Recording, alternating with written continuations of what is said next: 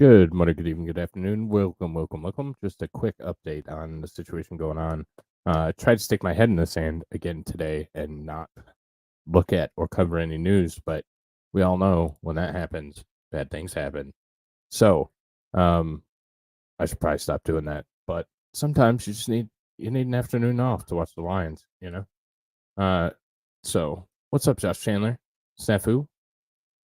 Um, so if you haven't heard yet, I'm going to do some quick, probably a 15-minute show, cover what's going on over in the Middle East. Um, yeah, I know, I saw it. I know. Like I said, I was radio silent all day. I just wanted to watch football, hang out with my family, and uh, try to stick my head in the sand. But that never works well. That always ends poorly. I know better. My apologies. Um, so Uh, the one interesting thing, so commercial ships come under attack Sunday by drones and missiles in the Red Sea and a U.S. warship. They're open fire in self-defense as part of a hours-long assault claimed by Yemen's Houthi rebels, say officials. Um, I don't. There's very little information out yet. I don't know. What's up, Muffin Radio? What's up, Scad? I don't know that there's um, a whole lot out yet. The information is still kind of sliding in at this point. And there's probably a reason for most of that, but so warships and commercial ships under attack in the Red Sea, according to the Pentagon. An American destroyer, the USS Carney, and several commercial ships were attacked in the Red Sea, perhaps signaling a dramatic escalation in a series of maritime strikes in the Middle East connected to the Israeli-Hamas conflict. Yeah, and what's up, Muffin? Part of that is why has the president of the United States not responded? I mean, because this is an act of war. Like, there's no two ways about that. Like, this is going to be an act of war, um, and it's going to be handled as such. Um, I have not seen any reports of injuries. Of course, I'll get into this, and there will be, but I haven't seen any injuries. And the damage doesn't seem to be something that was catastrophic. However, the United States isn't going to see it that way. The United States is going to take action and retaliation. As we know, there has been about 80 attacks in the recent past on U.S. personnel in the region. So at some point, the United States is going to act and is going to retaliate.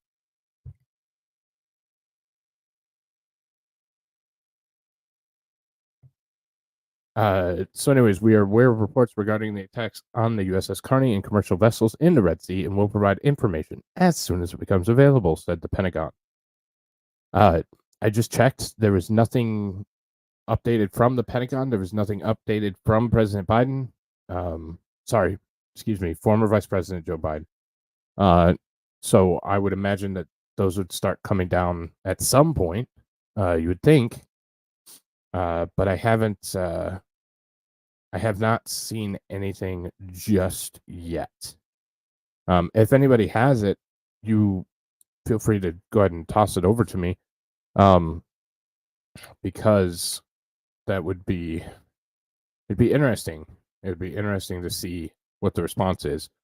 The Carney destroyer is in Arleigh Burke-class. The British military previously stated that there had been a suspected drone strike and explosions in the Red Sea, but did not elaborate.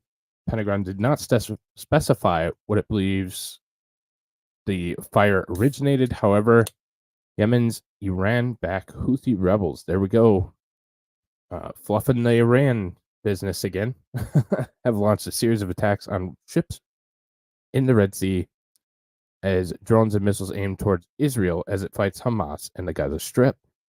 According to the U.S. official who spoke on the condition of anonymity, so you know it's good if they're speaking anonymously on it, to discuss intelligence concerns. Strike began at 10 a.m. in Sana'a, Yemen, and might have lasted up to 5 hours.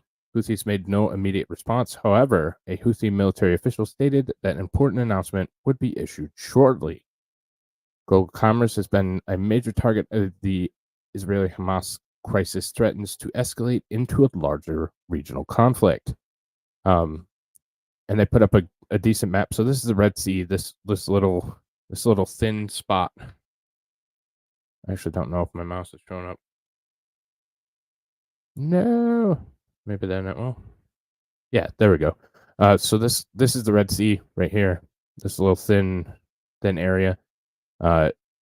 Very tight here by Yemen.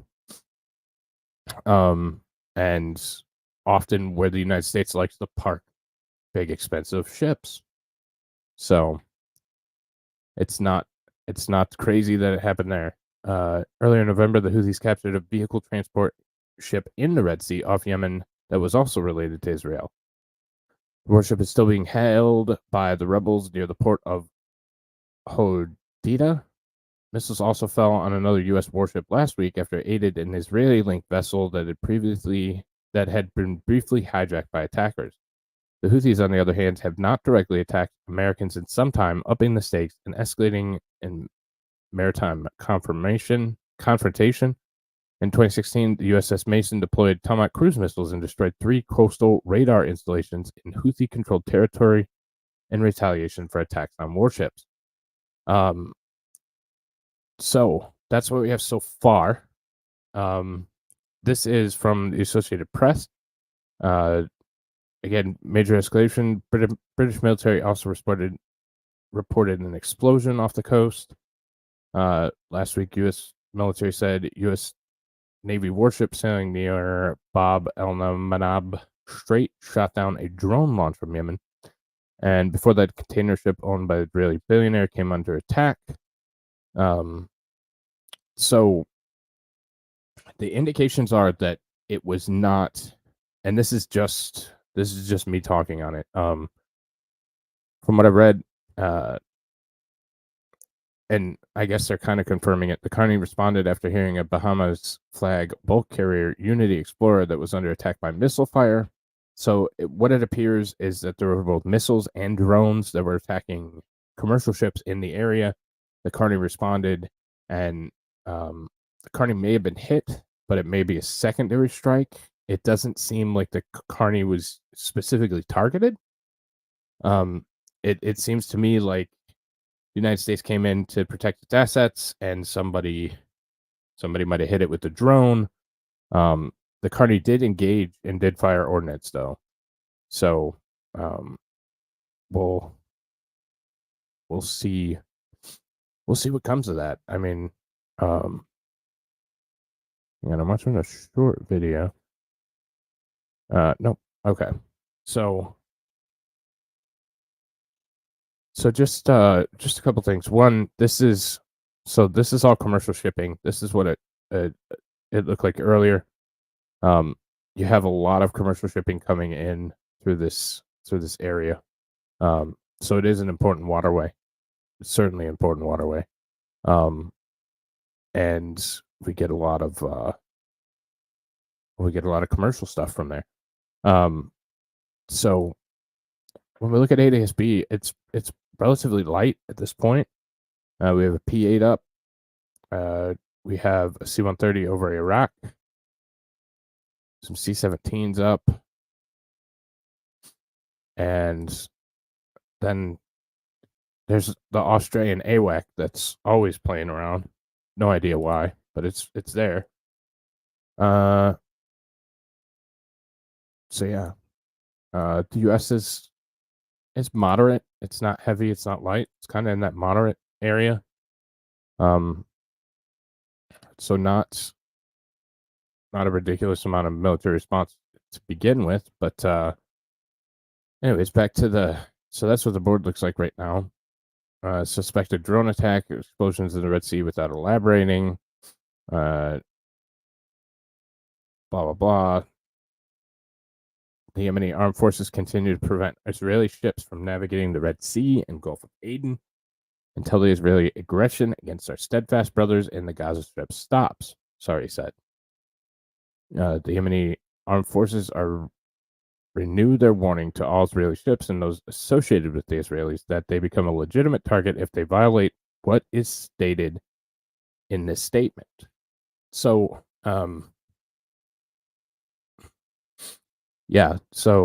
which is owned by a British firm. So it seems like an Israeli operated boat that was owned by a British individual that was attacked by both missiles as well as drones. The U.S. destroyer, the USS Carney, stepped in and started retaliating against those individuals. And we are the police for that area, that region.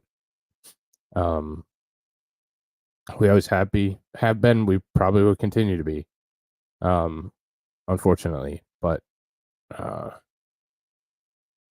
sorry, I'm just looking. Yeah, that's what I'm seeing as well. Well, it's been a few hours. This happened earlier today, so it's been a few hours. So there's really no reason why there hasn't been some kind of press conference.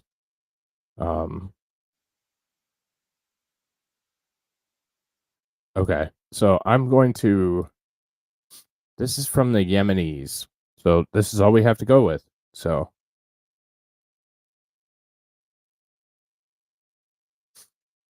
we have entered World War III already. I fully support that notion. Probably since we've given the Yemenis army about $1 billion in aid.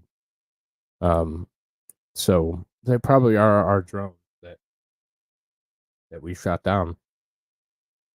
It's a good racket. We can just send them more drones, charge them more. So this is the official statement from the Yemenis army.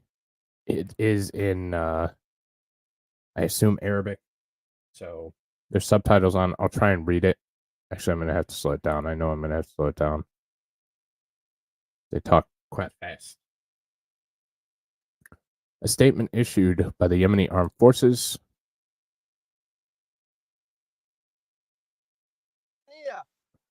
Voices. In the name of God, the most gracious and most merciful, the Almighty said, fight them, may God punish them with your hands. Disgrace them, grant you victory over them, and heal your chests as believers. God Almighty has spoken the truth. In implementation of the directives of the commander, Abdul Malik Badar, may God protect him, and in response to the demands for our great Yemeni people, and to the call of the free people of our Arab and Islamic Ummah nation, to stand fully with the choices of the Palestinian people and their proud resistance, the naval forces of the Yemeni Armed Forces, with the help of God Almighty, carried out this morning a targeted operation against 2 Israeli ships in Baal Manab, and they are the Unity Explorer and ship number 9. The first ship was targeted with a naval missile, and the second ship was targeted with a naval drone. There's confirmation of both those. The targeting operation came after 2 ships rejected warning messages from the Yemeni naval forces.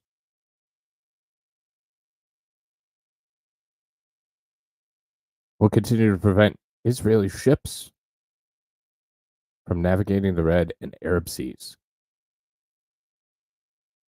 until the Israeli aggression against their steadfast brothers in the Gaza Strip stops. The Yemeni Armed Forces renew their warning to all Israeli ships, or those associated with the Israelis, that will become the legitimate target in the event that it violates what is stated in the statement and previous statements issued by the Yemeni Armed Forces. Sana'a 20, good luck. Jumana Awa, corresponding to 3rd of December 2023 AD. Issued by the Yemeni Armed Forces.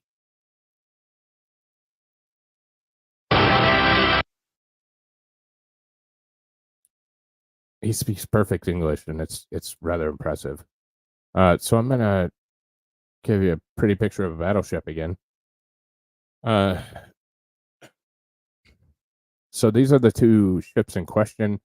I understand what the Houthis and the Yemenis are saying. That they believe that they control that point of access, but I don't know that there's any shipping restriction or geopolitical restrictions on using that waterway. So it seems kind of like they're 1445 is 2023. Okay, perfect. Thank you, buddy. So this is one of the ships. This is the second ship. Again, they have some kind of Israeli connection. So there's two ships that were targets of the attack, and we're getting from both the Yemenis and the U.S. that it wasn't really a targeted attack on a U.S. ship. It was more the United States ship was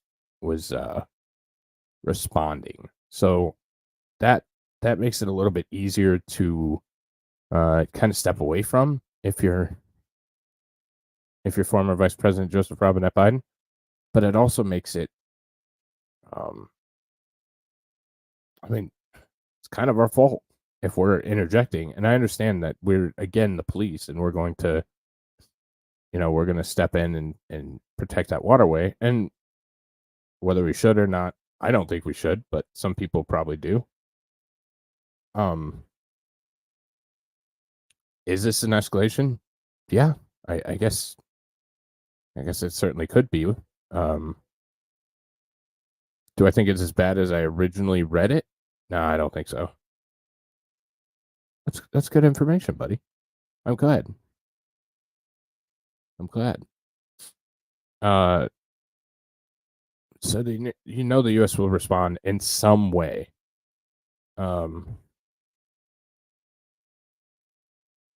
So the British ship reportedly sunk or is sinking. I don't know. Oh, we got an update from CENTCOM. So let's read through this. Through United States Central Command, today there were 4 attacks against 3 separate commercial vessels operating in international waters in the southern Red Sea. These 3 vessels are connected to 14 separate nations. The Arleigh Burke-class destroyer USS Carney responded to the distress calls from the ships to provide assistance. At approximately 9:15 Sana time, the Carney detected anti-ship ballistic missile attack fired from Houthi-controlled areas of Yemen towards the MV Unity Explorer, impacting in the vicinity of the vessel. Unity Explorer is a Bahamas-flagged, UK-owned and operated bulk cargo crew by sailors from 2 nations. The Carney was conducting a patrol in the Red Sea, detected the attack on the Unity Explorer.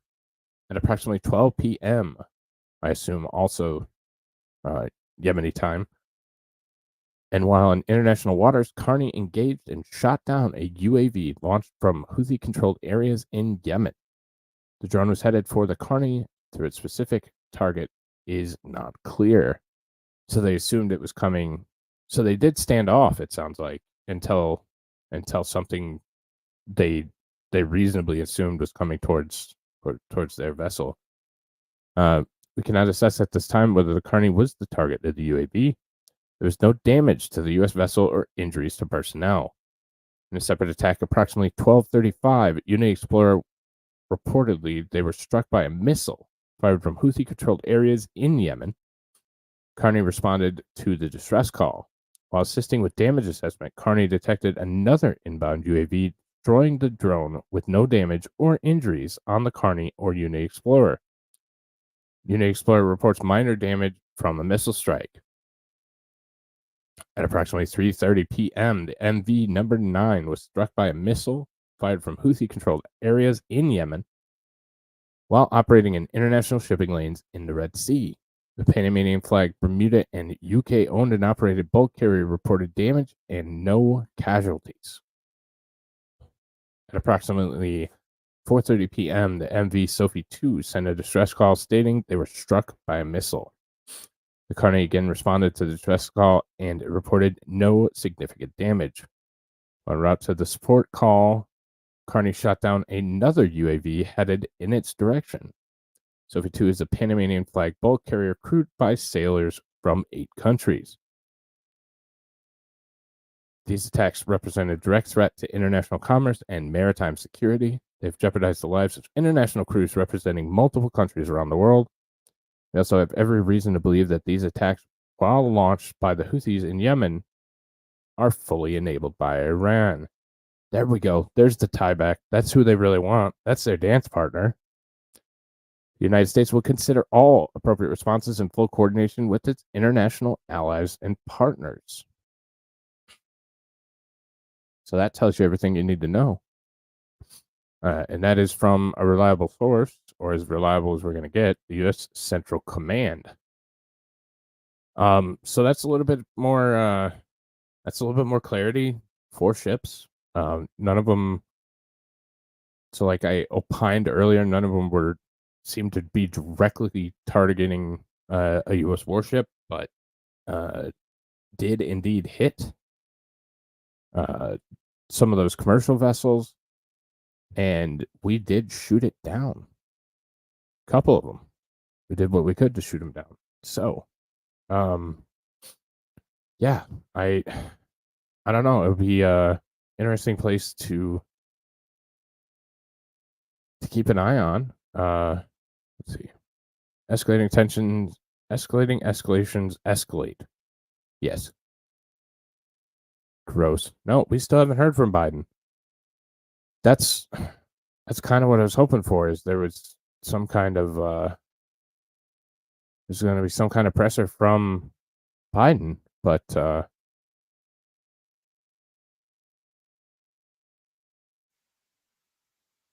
I'm not seeing anything from any. There's no pressures at all from any official U.S. source.